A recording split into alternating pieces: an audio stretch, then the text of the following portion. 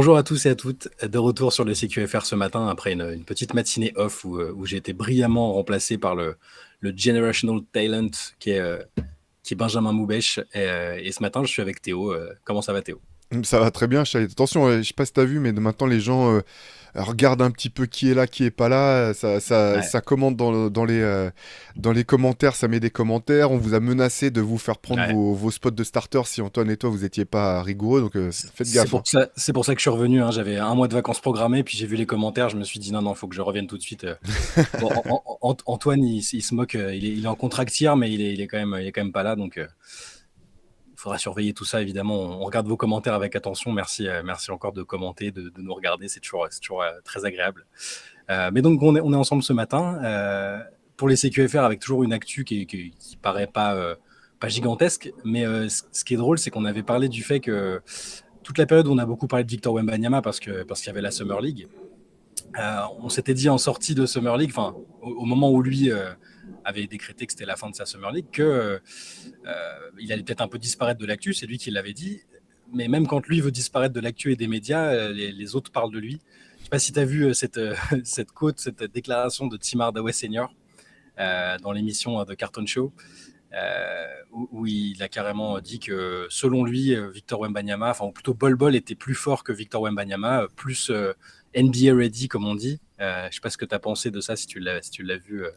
Bah si, je l'ai vu passer. Alors, il y a les deux premières choses qui me sont passées en tête en voyant la quote, c'est d'une part, c'est que certains des anciens grands joueurs que j'ai kiffés devraient arrêter de Ouais. parler. Je pense à Tim Hardaway Senior et je pense aussi à Paul Pierce, qu'on va plus en plus avoir de mal à appeler The Truth, vu le nombre de débilités qu'il arrive à sortir maintenant. Et l'autre chose qui m'a choqué et que parce que t'as fait la news sur Basket Session, mais qui m'a choqué vraiment, c'est qu'il soit pas capable de prononcer le nom de Wembanyama et Ah qu'il oui, l'appelle Wemba Mama ou whatever. Wemba Mama, ouais, c'est Et à un ça. moment, c'est un truc, ok, c'est un truc culturel, mais les Américains, faites l'effort, quoi. Nous, le reste du monde fait l'effort de prononcer vos noms sans se moquer de vos patronymes. Faites un minimum l'effort parce qu'en fait, ça commence comme ça et son propos est tout de suite discrédité, quoi. Tout le monde Non parle de mais Wembanyama depuis 2 ans. Si tu sais pas c'est comment ça, ça se prononce, c'est comme si tu sais toujours pas prononcer Antetokounmpo ou que tu sais pas l'écrire aujourd'hui. c'est ça. Passe à autre chose, quoi. Je veux dire, c'est pas possible, quoi. C'est ça. Il a dit, il commence son. Donc il dit je pense que Bol Bol est meilleur que Victor Wemba Mama, peu importe son nom. Euh, Après, bon, Bol a un meilleur talent sur le plan physique. Il est plus prêt à jouer dès maintenant NBA que ne l'est Victor. Frank Vogel le voulait à Phoenix et il va y rester. Il le voulait comme point d'ancrage pour contrer des tirs, attraper des passes lobées et marquer des paniers faciles. Bon, alors je sais pas ce que tu en penses, mais je respecte beaucoup Bol Bol, que j'aime bien, vu qu'il a joué à Orlando. Il a fait sa première bonne saison, sa première saison sans grosse blessure avec Orlando. Je pense quand même que si le front office des Suns avait le choix aujourd'hui entre Bol Bol et Victor Wembanyama, il y a quand même des chances que le choix soit pas très compliqué. Ouais, ou tu veux dire que si Greg Popovich appelait les Suns en disant ça vous dit pas, on fait un trade, on est one for one, on vous envoie Wembanyama, vous nous envoyez Bol Bol, tu crois que les mecs des Suns seraient partants, ça que Je t'insinues. pense. C'est un peu ça. Mais c'est assez fou de. Enfin, on s'en doutait, hein, mais que même si lui se met en retrait, il est en vacances. Même nous, sur les articles, on a un petit peu arrêté de parler de lui. C'est logique, on va pas non plus. Mais dès que. Voilà, c'est le phénomène Wembanyama. C'est-à-dire que même quand il n'est pas dans l'actu, les gens parlent de lui. Là, c'était pas un sujet sur Wembanyama, c'était un sujet sur les Suns et sur leur recrutement. Et son nom revient quand même. Et bah, alors, la comparaison est pas inintéressante, hein. Je dis pas qu'il y a pas comparaison possible. Jamal Murray notamment, il avait donné l'impression de critiquer Victor en disant qu'il avait déjà vu ce profil de joueur avec son ancien coéquipier Bol Bol justement.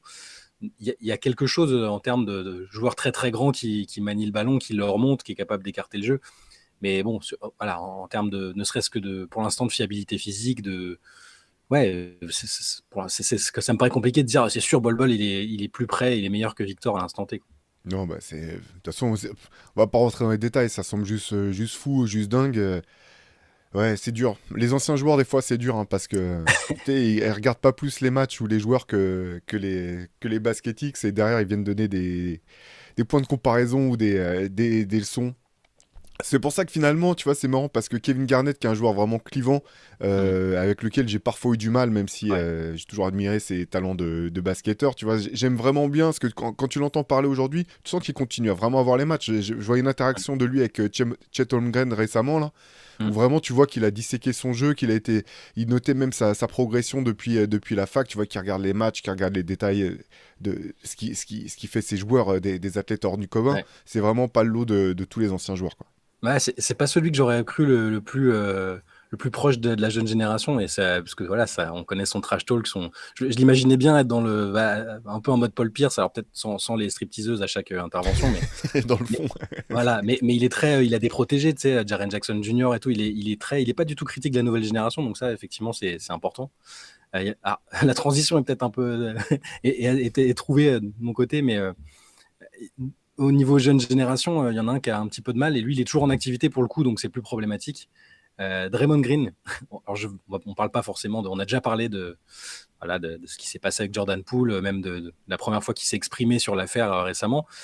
Mais là, il a remis un peu, on a revu son côté, comment dire, peu pédagogue avec les jeunes, parce qu'il y a alors c'est même plus une rumeur parce que c'est un insider, c'est Monty Poole, le journaliste, l'insider de NBC Sports, aucun lien de famille avec Jordan Poole, mais il s'appelle Poole quand même, qui a clairement dit que la relation entre Draymond Green et Jonathan Kuminga était problématique, voire qu'il n'y avait pas de relation du tout. Et ça paraît fou quand tu te dis qu'ils ont été champions ensemble. Et c'est un joueur qui est sur un poste relativement similaire au sien, où on pouvait imaginer une forme de transmission. C'est un joueur qui est au cœur du projet des Warriors, qui l'ont conservé, qui l'ont pas tradé malgré les propositions, malgré les injonctions presque des gens. Et là, on apprend qu'il n'y a pas du tout de relation entre eux, que c'est compliqué et que les gens autour de l'équipe sont même assez pessimistes sur le fait que ça puisse se résoudre. Donc, je trouve ça assez fou, moi. Ouais, bah, de toute façon, Kuminga, il est vraiment au cœur quand même de problématique. Le terme est peut-être un peu fort, mais en tout cas de l'avenir des Warriors. Il est vraiment au cœur de ça, parce que ça reste quand même finalement l'un des derniers jeunes potentiels forts que les Warriors ont gardé. Mm. Il a toujours ce potentiel, et il arrive aussi au moment où finalement il commence à avoir un peu d'expérience. C'est le moment où il faut que le potentiel commence à se réaliser euh, de manière tangible. Et c'est vrai que avant de parler de Draymond, l'an dernier, la saison de Kuminga, c'était vraiment compliqué. En fait, c'était que des très hauts et des bas. Et même, tu vois, pendant les playoffs, c'était dur de voir. En fait, on sentait que même Steve Kerr avait pas vraiment confiance en Kuminga. En fait, il y a des séries où il jouait beaucoup, puis d'autres où il a quasiment pas joué du tout. Notamment celle contre les Lakers, si je me trompe pas, où il a très très peu Ouais. joué, alors que tu te disais, bon, bah, c'est là, il est grand, il est athlétique, il peut vraiment aider l'équipe.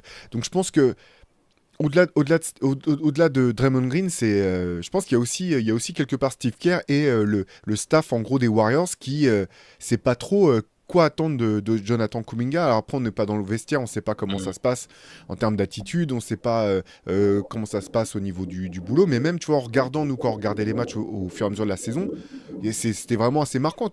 Des matchs où tu dis, attends, il est en train de passer le cap, tu sais, de tourner le coin, là, et ça y est, ça va devenir vraiment un élément important de la rotation des Warriors. Et après, des matchs entiers où il disparaissait, que ce soit parce qu'il n'est pas sur le terrain, ou quand il est sur le terrain, tu le trouves transparent, où tu dis, mais elle est où l'activité folle qui doit être son truc principal, en fait, tu vois, dans le jeu. C'est vraiment compliqué. Alors maintenant, bon, Draymond Green est reparti sur un nouveau contrat. Les Warriors, on attend de voir maintenant comment se passeront les négociations avec les Thompson, mais je pense qu'on peut imaginer que les Warriors vont repartir sur quand même avec leur groupe, leur cœur d'équipe, pour au Mm. moins finir au bout des carrières de leurs trois joueurs majeurs. Donc il doit y avoir aussi ces questions vont se poser en interne. J'imagine que ça soit du côté de Draymond, mais aussi du côté du staff. Qu'est-ce qu'on fait avec Jonathan Kuminga? Est-ce que vraiment c'est un joueur sur qui on compte? Et dans ce cas-là, il faut qu'on l'implique, il faut que voilà, une relation se crée, que ce soit avec le coach, avec les joueurs majeurs, etc. Je pense que ça va se faire, parce que finalement, tu te dis, bon, ben, ils ont raté le double projet reconstruction et jouer le titre avec James Wiseman, c'est un échec.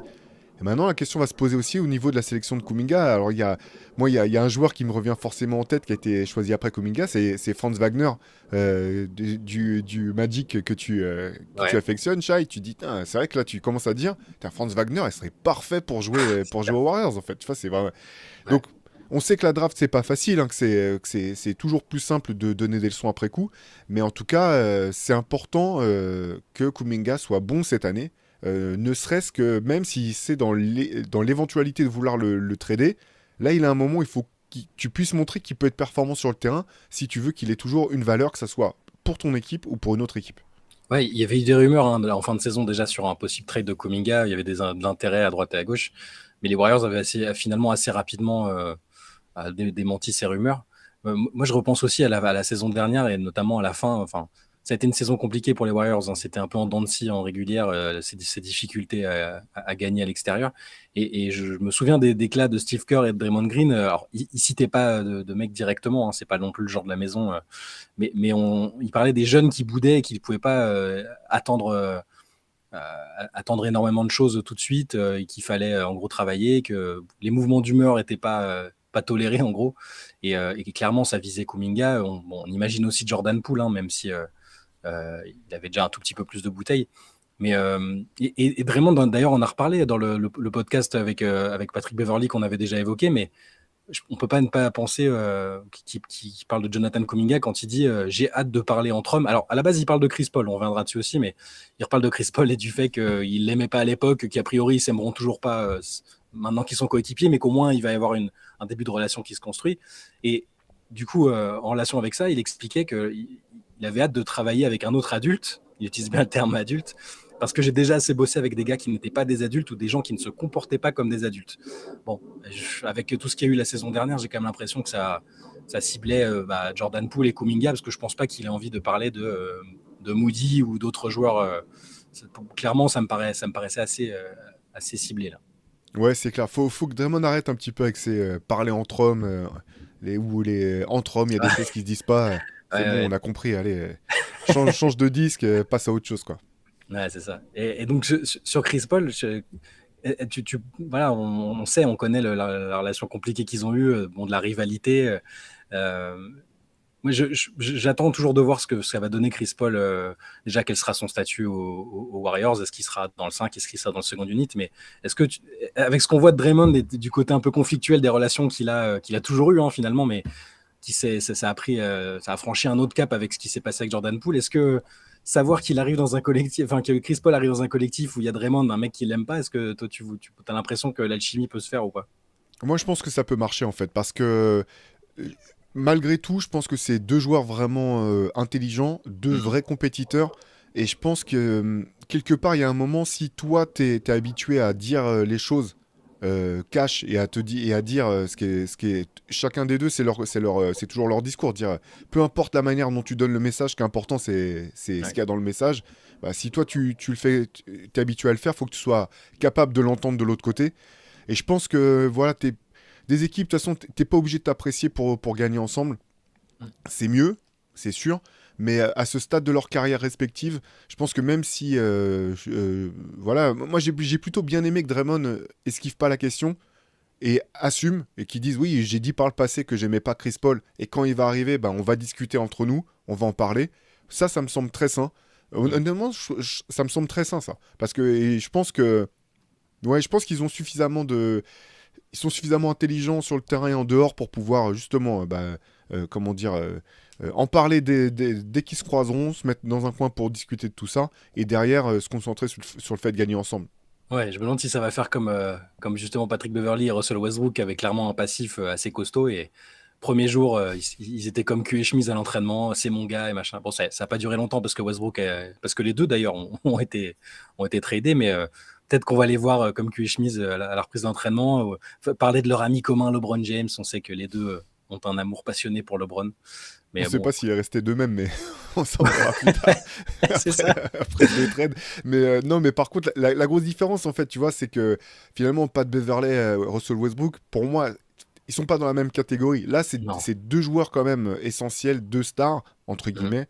Euh, atypiques, j'en conviens, mais malgré tout, tu vois, c'est pas tout à fait le même Ouais, niveau, je pense, voilà, ils sont plus sur le même plan, quoi. ouais, je vois. Pour terminer, je voulais qu'on parle un peu de celui qui revient tous les jours dans cette actualité, même si qui est un petit peu maigre, mais forcément, on surveille toujours la situation autour de James Harden. Et là, Antoine, je pense qu'Antoine a dû apprécier le fait. C'est lui qui a ses théories sur les bios sur les réseaux sociaux. Quand un joueur retire tel bio, quand un joueur suit un tel ou un tel, se met à suivre un tel ou un tel sur Instagram ou sur Twitter, il y voit toujours un signe d'un futur trade, d'un futur choix de destination. Alors James Harden a complètement retiré toute mention des Philadelphia Sixers sur ses réseaux sociaux, tout en postant un message, tu sais, ces messages un peu cryptiques où qui se veulent mystérieux. Alors je l'ai plus en tête, mais c'est genre, euh, je vais J'en ai- me, ouais, si tu l'as. Ouais, ouais, c'était. Il disait en gros, ça fait trop longtemps que j'ai été habitué à être confortable, à être Ouais. confortable. Il est temps de, voilà, d'aller dans des choses inconfortables. D'accord. Je vois absolument pas ce qu'il veut dire. S'il estime qu'il a fait des choix inconfortables, est-ce que comment t'interprètes ce truc de James Harden? Moi, je pense que ça veut dire qu'il va se mettre à défendre en fait. C'est pas ça que ça Ah veut bah dire son voilà. message. Ah bah voilà, c'est bon ça. Tu vois, j'avais pas pensé tellement, ça me paraît improbable que. Bah alors, défendre avec quelle équipe? C'est ça le truc. Non, mais c'est. Ouais. Blague à part, c'est. Oui, en gros, ça veut dire qu'il veut se barrer, qu'il répète Mm. qu'il veut se barrer, qu'il est prêt à se barrer. On avait compris, hein, franchement, je veux dire. La communication des joueurs NBA par le biais des réseaux sociaux, c'est quand même pas ce qu'il y a de plus fin. On voit les cordages à 2000 mètres.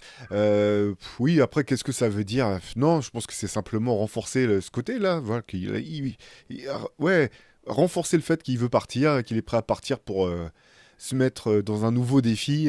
Mm. En même temps, ce qui me fait plus rire, c'est pas tant le côté me mettre inconfortable, c'est ça fait tellement longtemps que j'ai été confortable. Ouais. Dire, mais de quoi tu parles? Bien sûr que t'as été confortable. Tu demandes à. Ça fait ton troisième demande de trade en quoi? En 4 5 ans. Tout le monde s'est plié à tes quatre volontés quand tu étais à Houston. Enfin, on va pas ressortir tous les dossiers, mais sur le fait qu'il y avait un double traitement entre ce qu'il y Mm. avait pour James Harden et ce qu'il y avait pour tout le reste de l'équipe. Des joueurs qu'on préférait même partir, prendre moins d'argent, comme Trevor Ariza, parce qu'ils en avaient marre d'être juste dans le corner à attendre qu'on leur donne la balle quand on Ouais. pouvait plus. Euh, je sais plus quoi dire. En plus, je passe forcément pour un hater. J'avoue que je suis pas fan du joueur, mais j'ai l'impression qu'il donne le bâton pour se faire battre, en fait, avec des sorties comme ça. Moi, je pense que Bref. c'est un peu une réponse à. Enfin, le jeu de poker continue un peu. Tu sais, c'est comme ce qu'il y a entre Lillard et Portland, même si c'est plus clean pour l'instant. Mais il y a Daryl Morey qui avait fait les déclarations sur le fait qu'en gros, il espérait encore plus ou moins le faire changer d'avis, qu'il ne le laisserait pas partir à moins qu'il y ait une star dans l'équation. Donc, je pense que c'est le moyen d'Arden de dire hey, les gars, non, non, j'ai vraiment envie de partir. Le côté inconfortable, c'est peut-être le côté j'ai refusé, enfin, j'ai été conciliant avec vous en acceptant un deal plus cool pour vous et finalement, vous me l'avez mise à l'envers.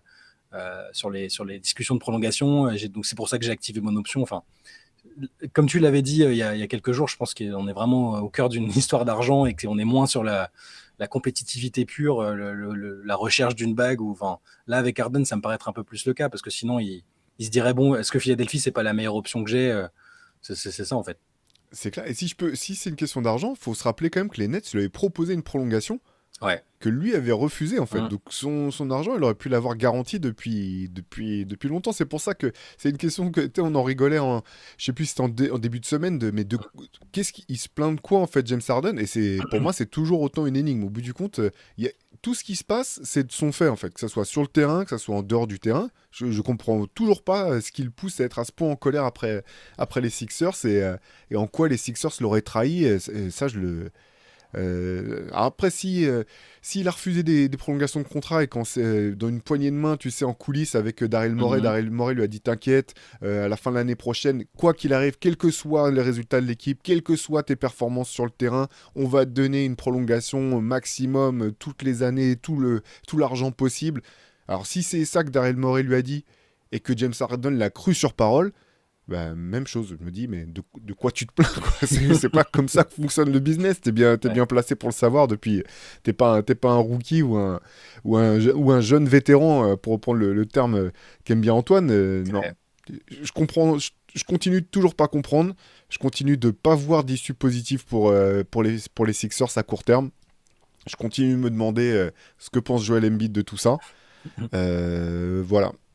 De toute façon, J'ai pas plus. James Harden est une énigme, mais je pense que même après sa carrière, quand on devra revenir, prendre du recul sur sa carrière, ses accomplissements, ce qu'il aurait pu ou dû faire, ce sera toujours un cas très compliqué. Mais bon, voilà, c'est comme ça. On continue de suivre le feuilleton, on vous tiendra informé des moindres petites évolutions sur ce dossier.